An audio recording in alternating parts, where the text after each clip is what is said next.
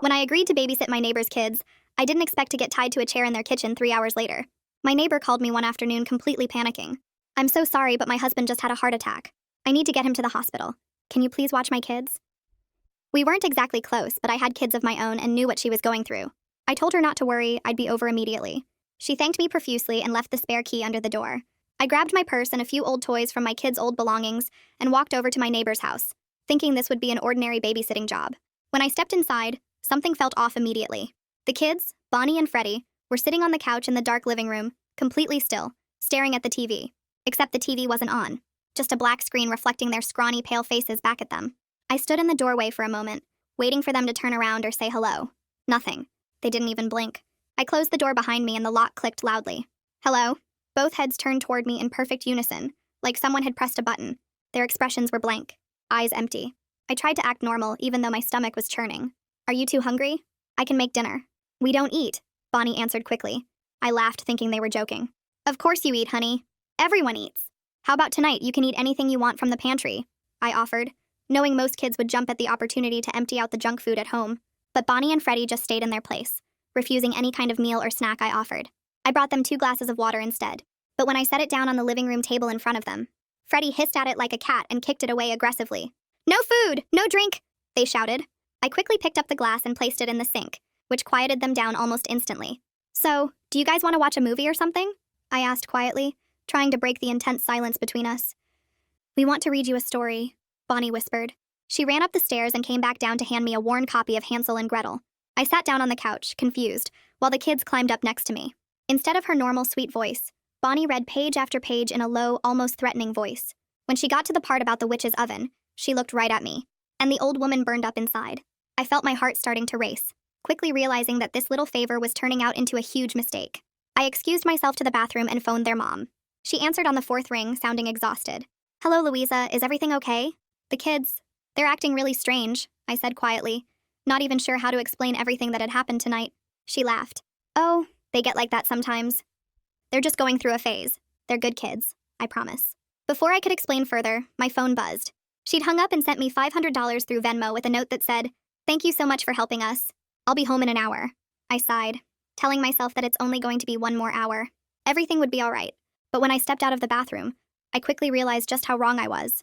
The kids ambushed me, pushing me onto the floor and duct taping me to a kitchen chair. My heart pounded loudly in my ears. Freddie circled around me while Bonnie stood guard by the door. "Are you working with her?" Freddie demanded before ripping off the duct tape from my mouth. I'm only here to babysit," I told them. Bonnie squinted her eyes into a glare. She held up a frying pan to my head. "If you lie to us, we'll hit you. Now tell us, did she send you to finish the job?" "Who? Finish what job?" I asked desperately. "Please, I don't understand what's happening." They looked at each other. Some silent conversation passed between them. Then Bonnie's face crumpled and suddenly she looked like a scared little girl again. "Mother, she's been poisoning us. All of us. For months." My blood ran cold under my skin. "What?" Freddie chimed in. "Dad figured it out last week. He found pills and liquids she'd be putting in our food and drinks. Dad tried confronting her earlier, just 5 hours ago, when she stabbed him. His eyes filled with tears, his entire body trembling lightly. She didn't take him to a hospital. She dragged his body to the car and left to bury him where she buried all the other dads and kids." "Others? There were others? Oh my God." My voice came out strangled. "We need to call the police right now. We have to get out of here." Freddie quickly cut the tape with scissors. I grabbed their hands, ready to step out when we heard it. The sound of tires on gravel. A car door slamming. Bonnie's face went white. "She's home." We all froze, staring at the front door. Footsteps on the porch. Keys jingling. Freddie looked at me with pure terror in his eyes, his small hands holding mine. "What do we do?" The doorknob started to turn. That's when I decided to do something completely reckless. I grabbed both kids by their shirts and shoved them toward the pantry door. My hands shook so bad I could barely turn the handle. I yanked it open and pushed them inside among the cans and boxes.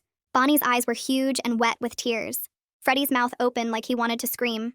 I pressed my finger to my lips and whispered as quiet as I could. "Stay silent no matter what you hear. Please." They nodded and I shut the door. My heart beat so hard it hurt my chest. I positioned myself right in front of the pantry door, my back pressed against the wood. If she wanted to get to them, she'd have to go through me first. The front door opened. I heard the rustle of plastic bags. Footsteps in the entryway. I tried to breathe normal, but my lungs felt too small. The mother walked into the kitchen carrying 2 grocery bags. Her face looked perfectly calm. She smiled at me like we were old friends having coffee. She set the bags on the counter and started unpacking them. Milk, bread, eggs. Like this was just a regular Tuesday night. Her voice came out sweet and friendly when she spoke. Where are the children? Her eyes moved around the room. They didn't match her smile. They were cold and sharp, scanning every corner. Looking for something, I forced myself to meet those eyes. The kids are upstairs sleeping. My voice shook even though I tried to control it. Everything went fine tonight. They were really good. She nodded slowly. Her smile got bigger, but it didn't reach her eyes at all. That's wonderful. Thank you so much for watching them on such short notice. She reached for her purse on the counter. Let me pay you for your time. But her other hand moved different. It slid sideways toward the knife block. Her fingers stretched out casual like she wasn't even thinking about it. My stomach dropped. She knew. She knew I was lying about where the kids were. She knew what they told me. Her hand got closer to the biggest knife. The one with the black handle. I didn't think. I just moved. I lunged forward and shoved her as hard as I could. She stumbled backward into the refrigerator. The magnets scattered everywhere. I ran for the front door. My legs felt like they might give out, but I kept moving. I yanked open the pantry door and screamed for the kids to follow me. Bonnie and Freddie burst out. We ran together toward the front door. Behind us, I heard the mother yelling. Her voice wasn't sweet anymore. It was something else. Something that made my skin crawl. We hit the front door and I grabbed the handle. It turned. We burst outside into the night air. The porch light blinded me for a second. I grabbed both kids' hands. We ran down the steps. My feet hit the grass. I pulled them toward my house next door. Bonnie's hand was so small in mine. Freddie kept up, but I could hear him crying. Behind us, the mother's voice got louder. She wasn't pretending anymore. The friendly neighbor mask was completely gone. I heard words I couldn't make out, but the tone was pure rage. My house looked so far away even though it was right there. 20 yards, 15, 10. My lungs burned. Bonnie tripped, but I yanked her back up without stopping. We reached my front door. I fumbled with my keys. My hands wouldn't work right. The keys dropped. I grabbed them off the porch. Found the right one. Shoved it in the lock. The door opened. We fell inside. I slammed it shut behind us and turned the deadbolt. Then the chain lock. Then I ran to the back door and locked it too. Every window I could reach got locked. My hands moved on their own. The kids stood in my living room shaking. I grabbed my phone off the coffee table. My fingers could barely hit the right numbers. 911. The dispatcher answered. I tried to explain, but the words came out wrong. My neighbor just tried to attack me. Her children say she's been murdering people. Please send help. The dispatcher's voice stayed calm. She asked my address. She asked if I was safe right now. She told me to stay on the line. She said help was coming. I looked out my front window. The neighbor's house sat there quiet. No movement. Where was she? Was she coming here? I pulled Bonnie and Freddie close to me. They pressed against my sides. Both of them shook so hard their teeth chattered. 4 minutes later, I saw the lights. Red and blue flashing down our quiet street. 2 patrol cars pulled up fast. 4 officers got out. They had their weapons drawn. I watched them approach the neighbor's house. They moved careful. 1 went to the front door. Another went around back. 2 stayed in position covering the exits. My heart still wouldn't slow down. The front door of the neighbor's house opened. The mother walked out with her hands up. Her face looked confused, worried, like she had no idea what was happening. She was playing a role again. The officers told her to get on the ground. She did. Slowly, carefully. She kept talking to them. I couldn't hear the words through my window, but I saw her mouth moving, shaking her head, looking upset. 1 officer handcuffed her while she talked. She gestured toward my house. Her face showed hurt and confusion. She was telling them something about me, about the kids, making herself the victim, making me look crazy. 10 minutes later, another car pulled up. A woman in plain clothes got out. She had dark hair pulled back. She talked to the officers for a minute, then looked toward my house. She walked up my front steps and knocked. I checked through the peephole before opening. She held up a badge. Detective Kira Paget. Can I come in? I opened the door. She stepped inside and her eyes went right to the kids pressed against me. Her face softened. She had kind eyes, but something sharp behind them. Something that made me think she actually understood. She looked at Bonnie and Freddie, then at me. We need to talk to all of you separately. I know this is scary, but I need to hear what happened from each person. Is that okay? I nodded. Bonnie's hand gripped my shirt. Freddie's face was pale. But Detective Paget crouched down to their level. Her voice stayed gentle. You're safe now. Nobody's going to hurt you. I just need you to tell me the truth about what's been happening. Can you do that for me? Bonnie nodded first. Then Freddie. Detective Paget took Bonnie into my kitchen while another officer stayed with Freddie in the living room. A 3rd officer led me upstairs to my bedroom.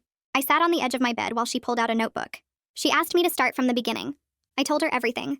The phone call. The strange behavior. The kids tying me up. Their confession about the poisoning. The father's murder. The other victims buried in the yard. My voice shook the whole time, but I got through it. Downstairs, I could hear Bonnie talking.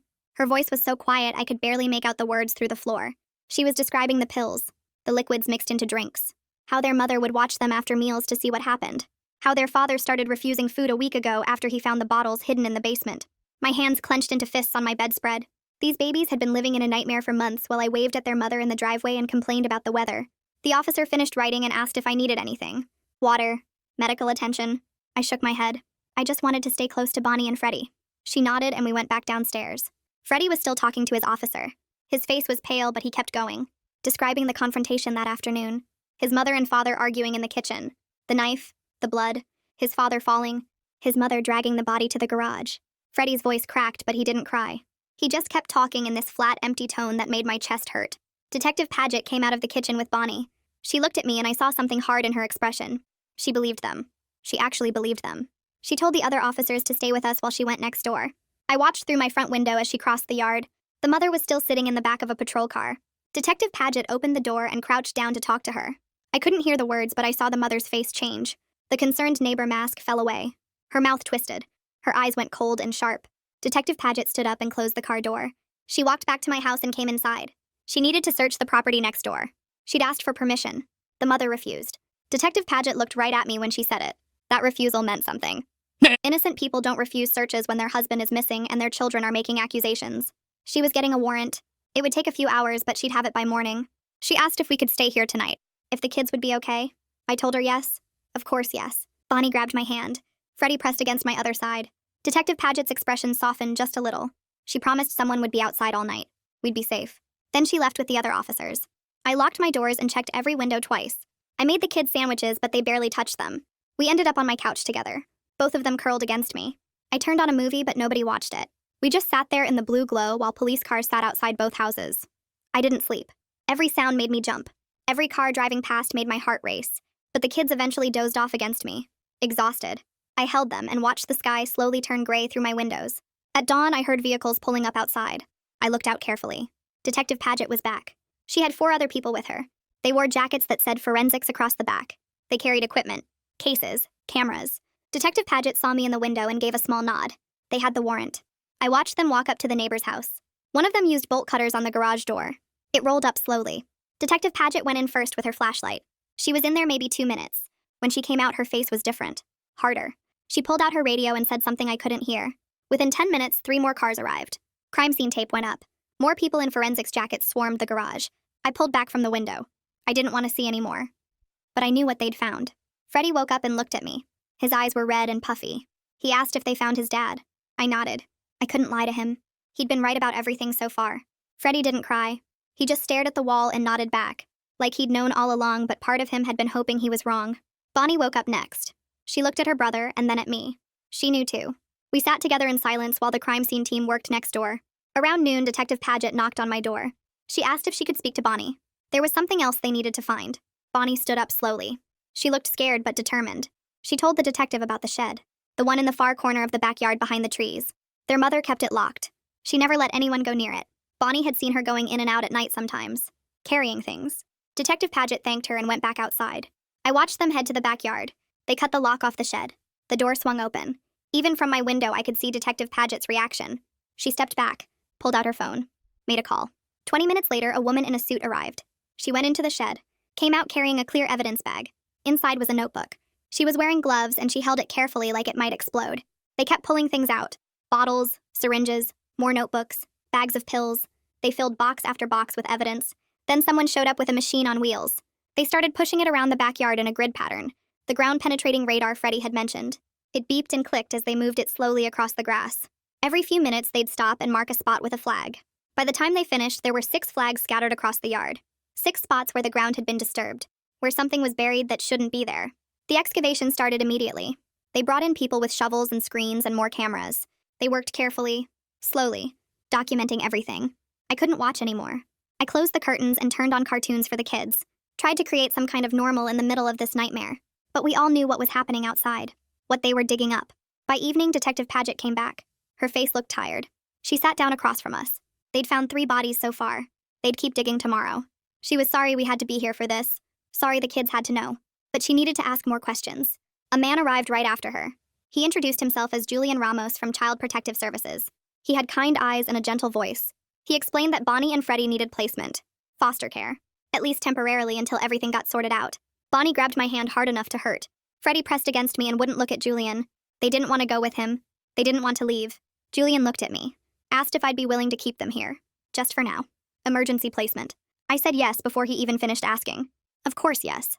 These kids had been through enough. They didn't need strangers right now. They needed someone they trusted, Someone who believed them. Julian nodded. He'd start the paperwork. It wouldn't be official yet, but given the circumstances, he could approve a temporary arrangement. He'd be back tomorrow to check on everyone. After he left, Detective Paget told me the mother was being formally arrested. Multiple counts of murder. They had enough evidence already and more coming. But the mother was still claiming innocence. Still saying the children were disturbed. That I'd manipulated them. That this was all a misunderstanding. Detective Paget's jaw was tight when she said it. She didn't believe a word of it. Nobody did. Not after what they'd found. The next week was a blur. The forensic team worked from dawn until dark every day. They recovered 6 more bodies. 9 total. 4 of them were children. 5 were adults. The medical examiner confirmed they'd all been poisoned. Different substances, different methods, but all showing the same pattern of slow, deliberate poisoning over weeks or months. Detective Paget came by every evening to update me. She was building the case piece by piece. The mother had been targeting vulnerable families. Single parents, widows, people who were isolated or struggling. She'd befriend them, offer help, bring over meals, then slowly poison them while playing the concerned neighbor. She'd taken out life insurance policies on some of the adults, made herself the beneficiary, collected the money after they died. The children were just collateral damage, or maybe experiments. The notebooks documented everything. Dosages, symptoms, effects. She'd been doing this for years, moving from place to place, leaving bodies behind. And nobody had ever connected the dots until Bonnie and Freddie were brave enough to tell the truth. That first night with the kids in my house, I barely slept. Bonnie woke up screaming around 2 a.m, her voice so loud and scared it sent me running down the hall. She was sitting up in bed, eyes wide open but not really seeing anything, yelling that her mother was coming back to finish what she started. I held her close and kept telling her she was safe now, that the police had her mother locked up and she couldn't hurt anyone anymore. But even after she calmed down and her breathing went back to normal, I could see something broken in her eyes that wasn't going to heal anytime soon. She had that same nightmare 3 more times before the sun came up, and each time I rushed in to comfort her and promise her everything would be okay. Meanwhile, Freddie barely said a word for days, just sat at my kitchen table drawing picture after picture with the crayons I'd given him. He drew dark, scary images of things I didn't want to think about, scenes from what he'd seen his mother do. When Melody showed up on the 3rd day to check on them, she sat down next to Freddie and looked through his drawings carefully. She explained to me quietly that this was his way of dealing with everything, that sometimes kids who go through bad things need to get it out on paper before they can start to feel better. The drawings were hard to look at, but she said they were actually helping him process the memories, and later the police would use them as more proof of what had happened. My sister Hadley drove in from 2 states away that same week, showing up at my door with 3 suitcases, and announcing she was staying as long as I needed her. I nearly cried with relief because I was barely holding it together trying to care for 2 kids who'd been through something so awful. Hadley was amazing with Bonnie and Freddie right from the start, patient and gentle in a way that made them feel safe. She'd sit with them for hours, reading books or playing quiet games, never pushing them to talk about anything they weren't ready to share. Having another adult there to help with everything kept me from completely falling apart under the weight of it all. The neighborhood exploded with gossip and shock once news got out about what had been happening right next door to all of us. People I'd known for years started stopping by my house to check on me and the kids, bringing casseroles and offers to help however they could. Everyone was horrified that none of us had noticed anything wrong, that a serial killer had been living among us the whole time. Mrs. M. Huffman from 3 houses down brought over a whole bag of toys for the kids and told me she felt sick thinking about all those times she'd waved hello to that woman. Mr. Patterson, who lived across the street, kept saying he should have known something was off, that he'd seen strange things late at night but never thought to question them. The support was overwhelming and helpful, but it also made me realize how easy it had been for the mother to hide what she was doing from everyone around her. Detective Paget came by almost every other day to interview me again and again, going over every single detail from that night and everything I'd ever observed about the mother in the months before. She'd sit at my dining room table with her notebook and ask me to remember specific conversations, specific moments, anything that might have seemed unusual at the time. The more we talked, the more I started seeing little warning signs I'd completely missed, like how the mother always insisted on bringing food to neighborhood gatherings but never ate anything anyone else made, or how she'd talked about her previous neighborhoods and mentioned families who'd moved away suddenly, and I'd never thought to question why so many people around her just disappeared. The guilt ate at me every time I remembered something else I should have noticed. Some red flag I'd ignored because I was too busy with my own life to pay attention. The mother's lawyer filed a motion trying to get Bonnie and Freddie's statements thrown out, claiming they were too messed up from everything to be trusted as witnesses. But Detective Paget told me not to worry because the physical evidence backed up every single thing the kids had said. The bodies in the yard, the poison in the shed, the notebooks documenting everything, it all proved they were telling the truth.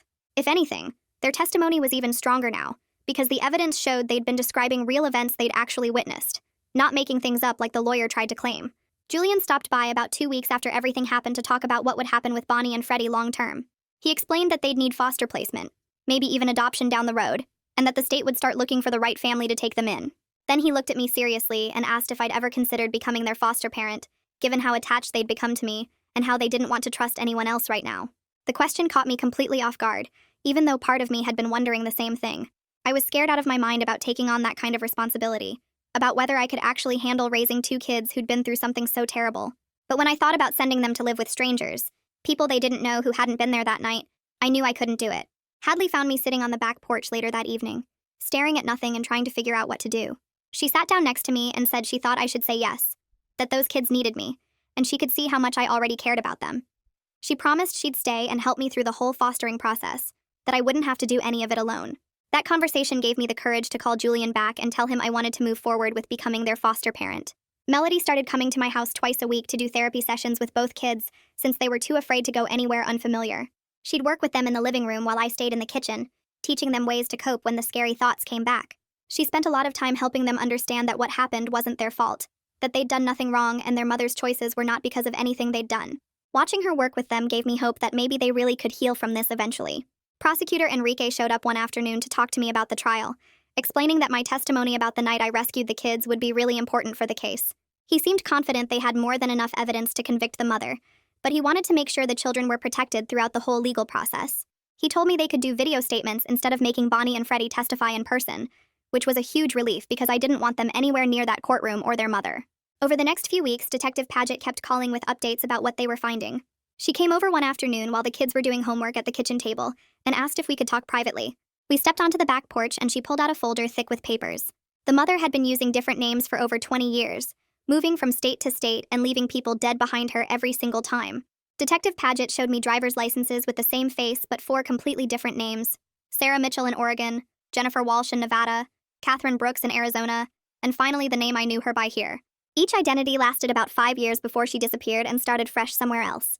The detective explained that they'd connected her to at least 9 suspicious deaths across those 3 states, all following the same pattern of slow poisoning that looked like natural illness. My hands shook as I looked through the documentation. This woman had been perfecting her method for 2 decades, getting better at hiding what she was doing with each new family she destroyed. Detective Paget said investigators were still digging through records trying to figure out if there were even more victims they hadn't found yet. The scope of it made me feel sick. Bonnie started talking more during her therapy sessions with Melody. One afternoon, Melody asked if she could speak with me after the session ended, and the look on her face told me it was something bad. She explained that Bonnie had described how her mother kept a notebook where she wrote down which poisons she'd given them and what symptoms appeared afterward. The mother would test different substances on the kids to see how their bodies reacted, taking notes like she was running some kind of twisted science experiment on her own children. Melody said Bonnie remembered being violently sick multiple times, but her mother would just watch and write things down instead of helping her feel better. Sometimes the mother would give them something that made their stomachs hurt for days. Other times it made them dizzy or gave them headaches that wouldn't stop. Bonnie thought it was normal because it was all she'd ever known, but now she understood her mother had been slowly poisoning them their entire lives. Hearing those details made me want to throw up. Freddie finally started speaking in full sentences instead of just a few words at a time. He'd been so quiet since that first night, barely saying anything beyond yes or no answers. But one evening while we were sitting together on the couch, he suddenly started talking about the day his father died. He told me his dad had found pills hidden in the kitchen cabinet behind the flour container, along with small bottles of clear liquid that weren't supposed to be there. His father had confronted the mother that afternoon, demanding to know what the pills were for and why she was hiding them. Freddie had been upstairs in his room, but he heard them arguing, so he opened his bedroom door just a crack to listen. He watched through that tiny opening as his mother grabbed a knife from the counter and stabbed his father in the chest before he could even react. His dad fell to the floor and the mother just stood there looking at him until he stopped moving. Then she dragged the body out to the car while Freddie hid in his room, too scared to make any sound. The way Freddie described it so calmly, like he was talking about something he'd seen on television instead of his own father's murder, broke my heart into pieces. The FBI showed up about 3 weeks after the initial arrest because the crimes crossed state lines and involved multiple jurisdictions. Agent Bailey Hoover took over coordinating everything, connecting all the different cases across different states into one massive investigation. She was professional but kind, and she spent time explaining to me how they were building the complete picture of what the mother had done over all those years. Agent Bailey said they were working with police departments in Oregon, Nevada, and Arizona to match missing persons reports with the identities the mother had used. She believed there were probably more victims than they'd found so far, and they were checking dental records and DNA evidence to identify everyone who'd been buried on properties the mother had lived at previously. The investigation was going to take months to complete fully, but Agent Bailey assured me they had more than enough evidence already to make sure the mother never got out of prison. Julian helped me start the emergency foster certification process so I could officially become Bonnie and Freddie's foster parent. The paperwork was overwhelming. Pages and pages of forms asking about every detail of my life and background. I had to get fingerprinted, submit to background checks, provide financial statements, and complete training courses on trauma-informed parenting. Julian rushed everything through at an accelerated pace, explaining to the judge that the children were already bonded to me, and separating them now would cause additional trauma they didn't need. The home study inspector came to my house and looked through every room, checking that I had adequate space and safe conditions for 2 children.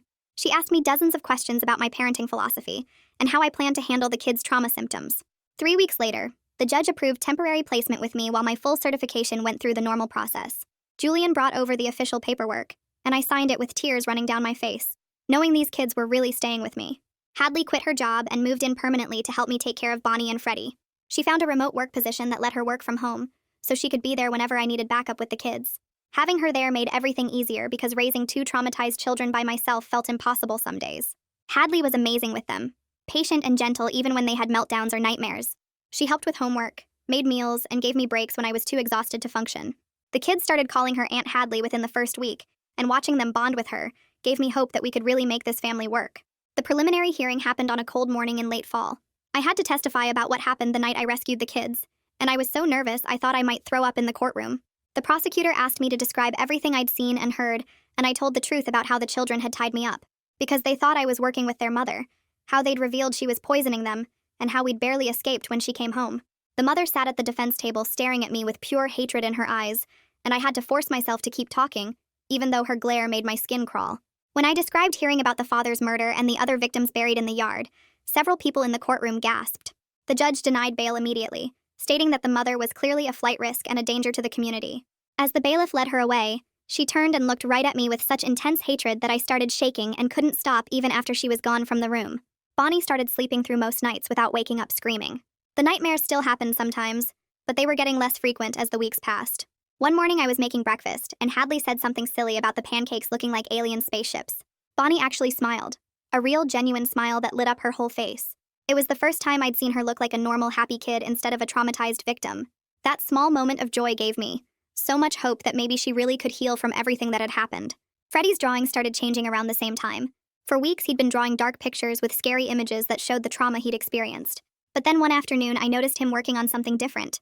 When he showed me the finished picture, it was our house with flowers growing in the front yard and sunshine coming through the windows. He'd drawn all 4 of us standing together smiling, and he'd written my family across the top in careful letters.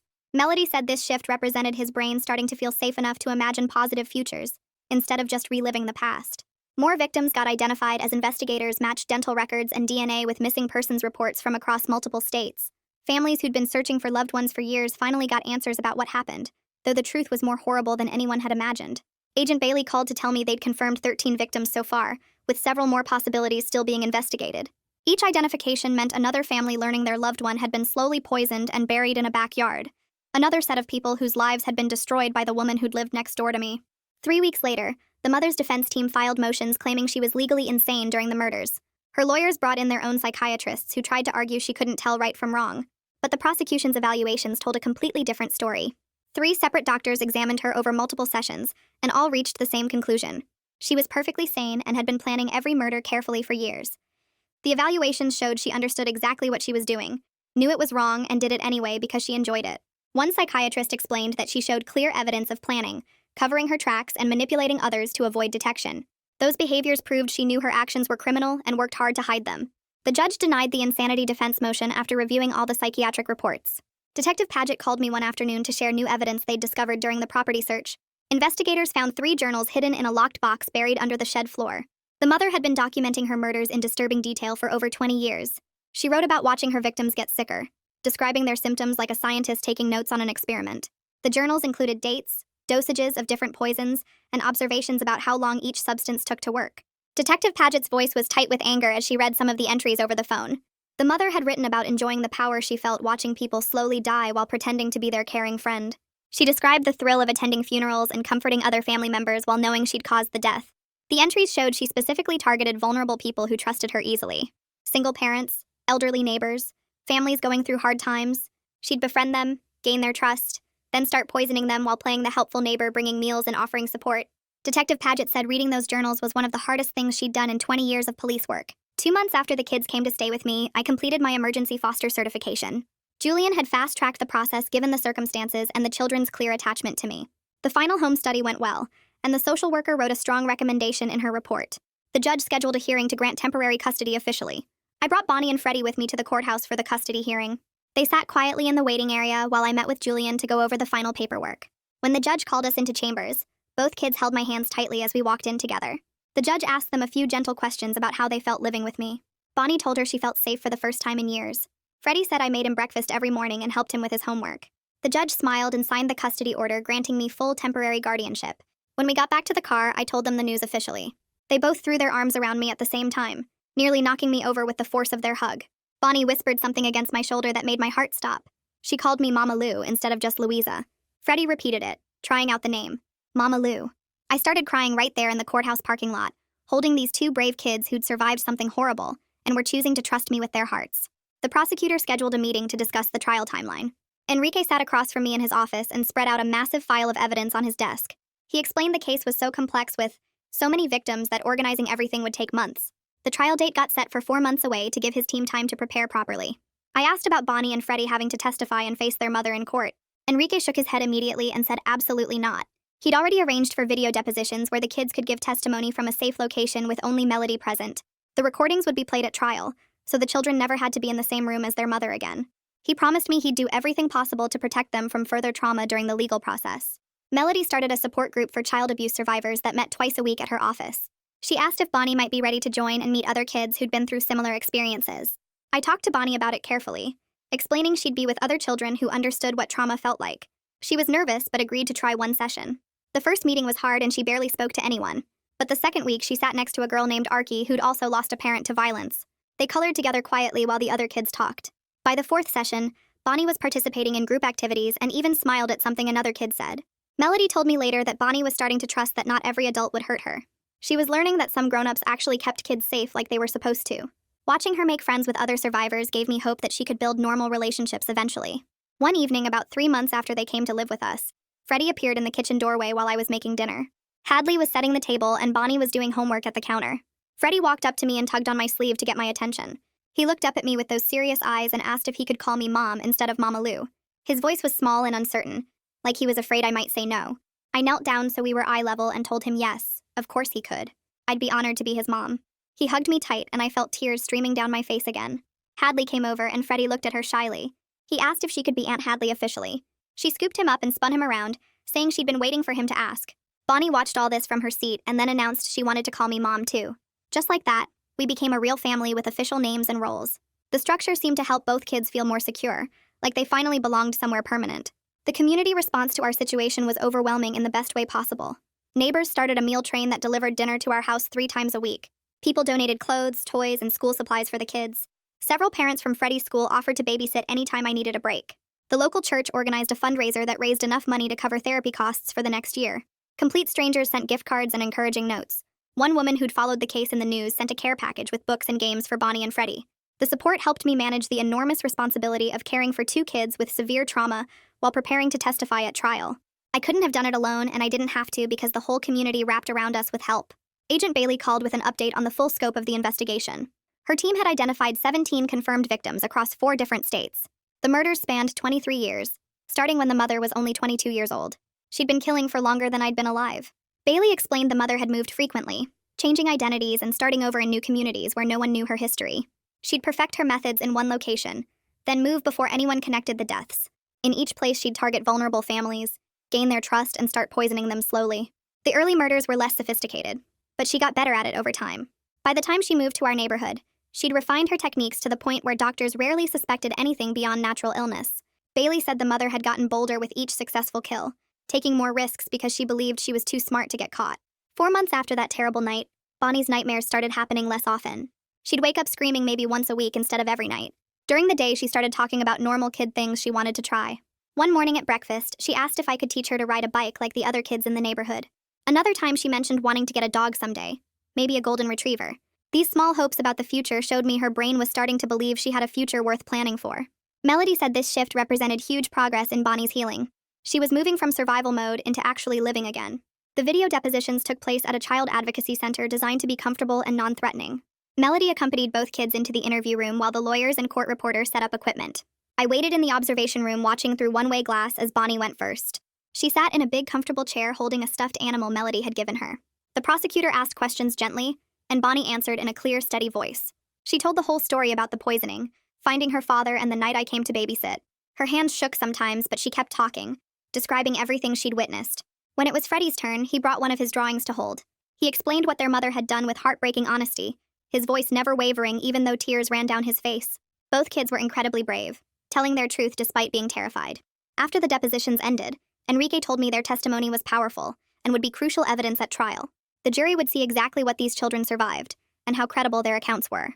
2 weeks after the depositions, Freddie spent an entire week drawing pictures that looked completely different from anything he'd created before.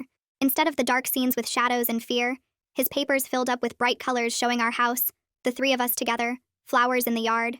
He drew me and Hadley making breakfast while he and Bonnie sat at the table smiling. He drew all four of us playing board games in the living room. Every single picture showed normal family life, the kind of life he was finally starting to believe could be real and permanent. Melody came by on Friday to check on both kids, and I showed her Freddie's artwork from the week. She looked through each drawing carefully, then smiled in a way that told me this meant something important. She explained that Freddie's brain was learning to process his trauma as something that happened in the past, rather than something still threatening him in the present. The shift in his artwork showed he was building new neural pathways focused on safety and connection, instead of danger and survival. This milestone represented huge progress in his healing journey. 3 weeks later, I sat in a courtroom for the pretrial hearing, my hands shaking as I waited to testify. Enrique had prepared me for what would happen, explaining that the defense lawyer would try to make me look unreliable or confused about what I witnessed that night. The mother sat at the defense table in a nice suit, looking nothing like the person who'd tried to kill me and her own children. Her lawyer stood up and started asking me questions in a tone that suggested I was either lying or mistaken about everything. He implied I'd misunderstood the children's fear, that I'd overreacted to a normal family situation, that my memory of events couldn't be trusted because I was panicking. I answered each question as calmly as I could, sticking to the facts of what I saw and heard. Then Paget took the stand after me and presented her investigation findings. She had documentation for every single detail I'd reported from that night, including the duct tape residue on the kitchen chair, the knife block positioning, the children's statements that matched my account perfectly, and the father's body in the car trunk exactly where the kids said it would be. The judge listened to both testimonies and ruled that my account was completely reliable and admissible as evidence. The defense lawyer sat down looking frustrated while Enrique gave me a small nod across the courtroom. 2 days after the hearing, Enrique called and asked me to come to his office for an important meeting. I drove downtown feeling nervous about what he needed to discuss. He sat me down in his conference room and explained that the defense team had offered a plea deal. The mother was willing to plead guilty to multiple murder charges in exchange for taking the death penalty off the table. She'd receive life in prison without any possibility of parole instead. Enrique said the deal also required her to provide detailed information about any additional victims whose bodies hadn't been found yet, which could give other families closure. He told me that as the children's legal guardian now, he wanted my input on whether to accept the deal or proceed to trial. A trial could take years with appeals, and would require Bonnie and Freddie to potentially testify again, keeping them connected to their mother's case throughout their childhood. The plea deal would end everything quickly, and guarantee she'd never get out of prison. That evening, I sat down with Bonnie and Freddie in the living room to talk about the decision. I explained in simple terms that their mother's lawyers wanted to make a deal where she'd admit to hurting people and go to prison forever without us having to go through a big trial. I told them a trial meant they might have to answer more questions and wait a long time for everything to be finished. Freddie looked at Bonnie and they had one of their silent conversations. Then Bonnie asked me if the deal meant their mother could never come back. I promised her that life without parole meant she'd stay in prison for the rest of her life, that she could never hurt them or anyone else again. Freddie said he didn't want to talk about her anymore, that he wanted it to be over, so we could just be a normal family. Bonnie agreed, saying she was tired of being scared and wanted to move forward. I called Enrique that night and told him we supported accepting the plea deal as long as it included information about other victims. The allocution hearing happened 2 weeks later in a packed courtroom. I sat in the back row while the mother stood before the judge in prison clothes and handcuffs. The judge asked if she understood she was giving up her right to trial by accepting this plea agreement. She said yes in a flat voice that showed no emotion at all. Then the judge asked her to allocate, to admit in her own words what she'd done. She started speaking in that same emotionless tone, admitting to 14 murders over 23 years. She listed names, dates, methods of poisoning, and locations where she'd buried bodies. She described 3 additional victims whose remains had never been recovered, and provided detailed information about where she'd disposed of them.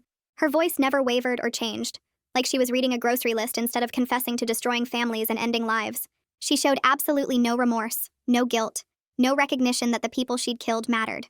The courtroom stayed completely silent except for her voice, and I felt sick listening to her talk about murder like it was nothing more than a task she'd completed. Several family members of victims sat in the front rows crying quietly while she spoke. When the allocution finished, the judge asked if anyone wanted to make a statement before sentencing. Several family members stood up and talked about the people they'd lost, the years of not knowing what happened, the pain of finally learning the truth. Then the judge announced the sentence: life in prison without possibility of parole on each murder count, with all sentences running consecutively. The mother would spend the rest of her life behind bars with no chance of ever being released. As the bailiff moved to escort her out of the courtroom, she suddenly turned and tried to say something toward where she thought the children might be sitting. The bailiff immediately blocked her view and firmly guided her toward the door, while she kept trying to look around him. She was removed from the courtroom before she could say whatever she'd wanted to tell them. Bonnie and Freddie watched the entire sentencing from a private room on a video monitor with Melody sitting between them for support. I joined them right after the mother was taken away. When the video ended and the screen went dark, both kids let out these long exhales like they'd been holding their breath for months. Freddie leaned against me and said in a quiet voice that the monster was locked away now and couldn't hurt anyone else ever again. Bonnie nodded and squeezed my hand tight. Melody explained that this moment marked an important turning point in their healing, because the threat was officially gone, and they could start building their future without fear hanging over them.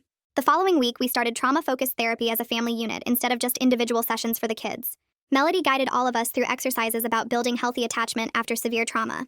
We learned how to support each other when someone was having a hard day, how to communicate needs clearly, how to recognize when old trauma responses were showing up, so we could address them together. She taught us that becoming a real family meant choosing to stay connected even when things got difficult, that love was both a feeling and a series of actions we took every day. The sessions helped me understand how to parent children who'd experienced things no kid should ever go through, and they helped Bonnie and Freddie learn that families could be safe places instead of sources of danger. 6 months after that terrible night when everything started, I filed a formal petition to adopt Bonnie and Freddie.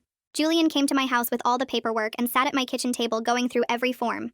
He'd prepared a detailed report documenting the amazing progress both children had made in my care, including statements from Melody about their healing, school reports showing their academic success, and his own observations about the strong bonds we'd formed as a family. He told me he'd never seen a foster placement work out so perfectly, that it was clear these kids belonged with me permanently. We submitted everything to the court and waited for the adoption hearing date. The adoption hearing took place on a sunny morning in late spring. I dressed Bonnie and Freddie in nice clothes and we drove to the courthouse together holding hands. Hadley came with us for support. We sat in the courtroom while the judge reviewed Julian's report and all the documentation about our family. She asked Bonnie and Freddie if they wanted me to be their mother forever, and they both said yes immediately without any hesitation. The judge smiled and said she'd reviewed hundreds of adoption cases in her career, but had never seen children more clearly bonded to their parent than Bonnie and Freddie were to me. She granted the adoption right there, declaring that Bonnie and Freddie were now legally my children with all the rights and protections that came with that status. We all cried happy tears while the judge signed the final papers making our family official. We left the courthouse that afternoon and drove straight home to find Hadley had already set up a small celebration in our living room. She'd invited Detective Paget, Julian, Melody, and a couple of close friends who'd supported us through everything. Bonnie and Freddie ran inside carrying their official adoption certificates like trophies, showing everyone the papers that proved we were a real family now. Hadley had made cupcakes and hung up streamers. Nothing fancy, but exactly what we needed to mark this moment. Detective Paget brought small gifts for both kids, stuffed animals they immediately hugged tight. Melody sat on the floor with Bonnie looking through a photo album we'd started making of our family memories. Julian shook my hand and told me he'd never seen a foster case turn out so perfectly. Then Hadley started doing silly voices and making funny faces while trying to get the kids to smile for pictures. Bonnie suddenly burst out laughing, a real genuine laugh that filled the whole room. I felt something loosen in my chest hearing that sound, knowing she was finally starting to feel safe enough to just be a kid. Freddie joined in laughing too, and soon we were all cracking up at Hadley's ridiculous impressions. The party lasted a few hours with everyone eating cupcakes and sharing stories about how far we'd come since that terrible night months ago. 2 weeks later, Freddie started attending regular school for the first time in his life. His mother had kept him isolated at home, never letting him interact with other kids or teachers. He picked out a new backpack and lunchbox the day before, so excited he could barely sleep that night. Melody had spent weeks working with the school to make sure they understood his background and trauma history. The principal, teachers, and counselor all knew to watch for signs he was struggling and had plans in place to support him. I walked him to his classroom that first morning, and he squeezed my hand so tight it hurt. His teacher welcomed him warmly and introduced him to the other students.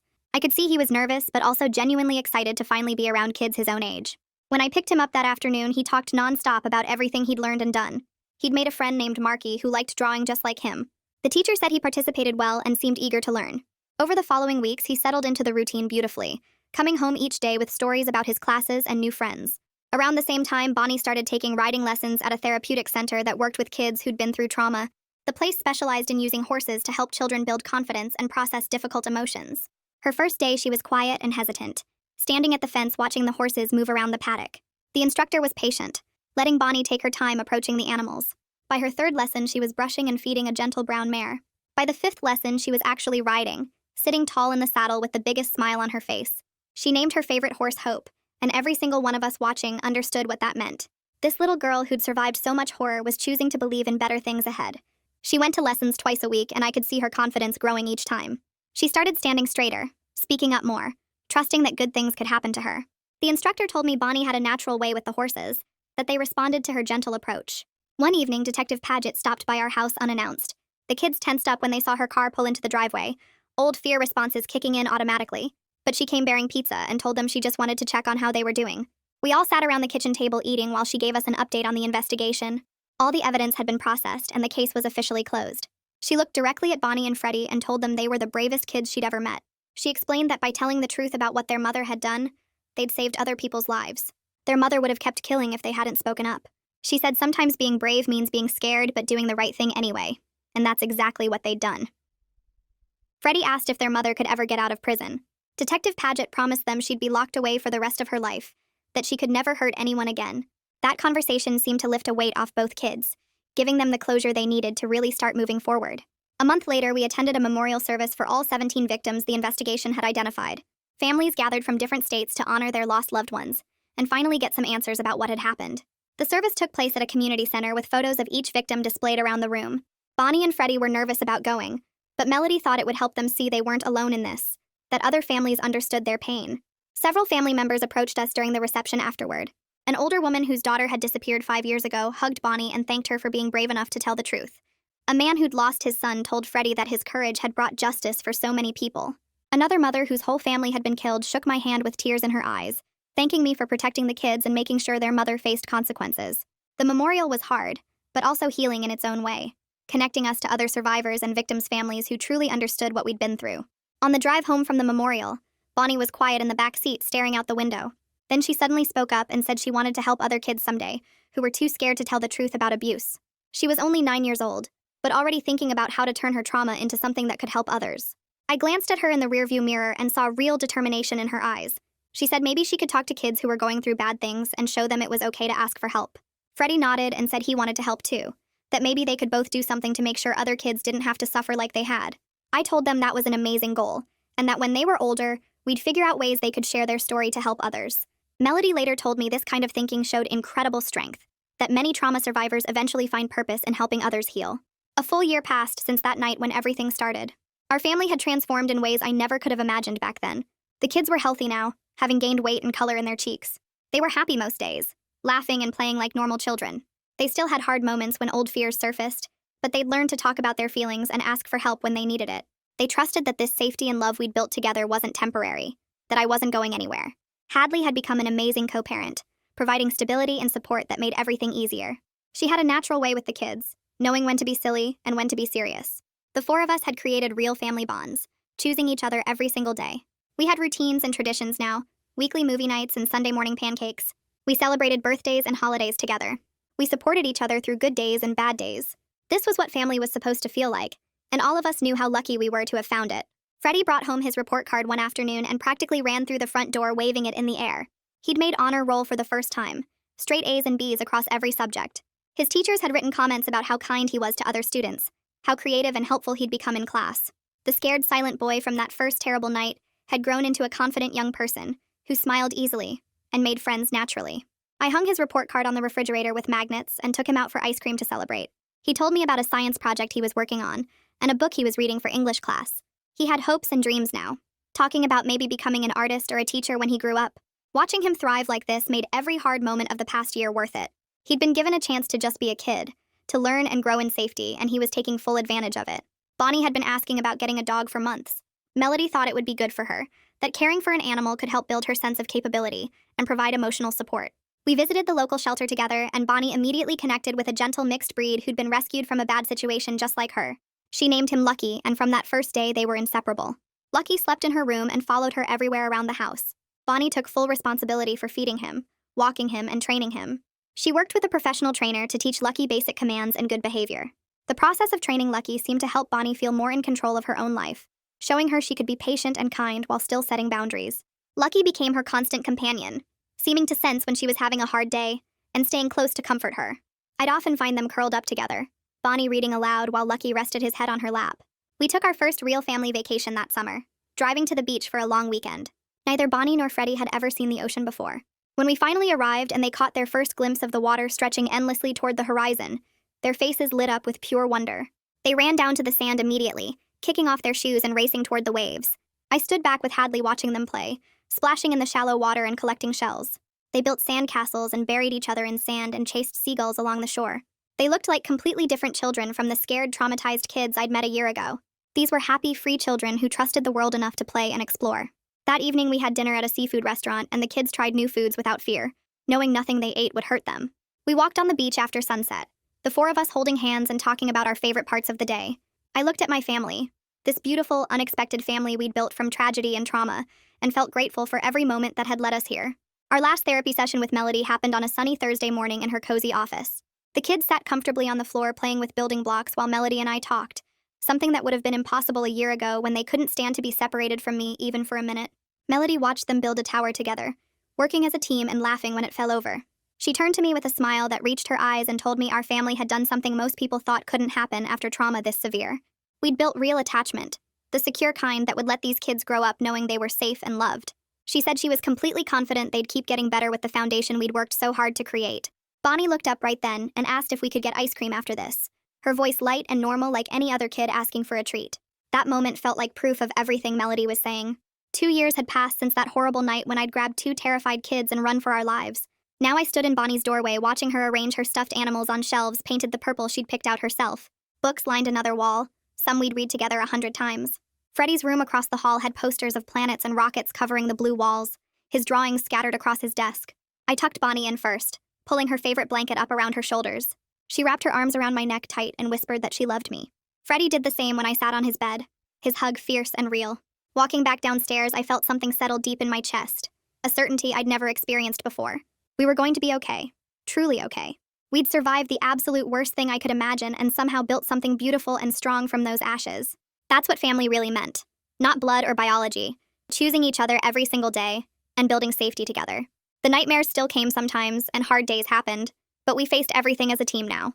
These kids were mine and I was theirs, and nothing would ever change that truth.